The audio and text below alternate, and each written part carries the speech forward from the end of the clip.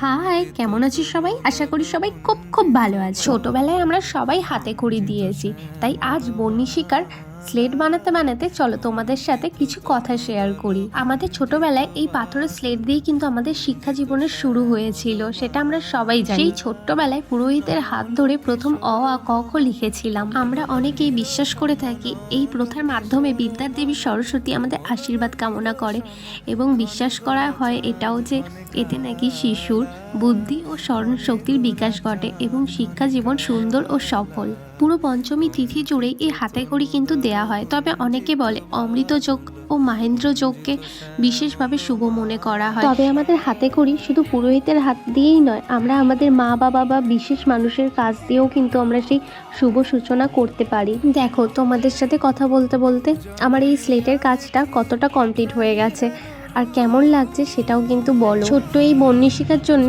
আমার থেকে রইল অনেক ভালোবাসা, অনেক শুভেচ্ছা। আগামী দিন যাতে ওর অনেক ভালো কাটে, যাতে একটা মানুষের মতন মানুষ হতে পারে ও। বিদ্যা দদাতি বিনয়ং, বিদ্যা মানুষকে বিনয়ী করে, আর সেই বিদ্যার শুরুটাই হলো আমাদের এই হাতে খড়ি।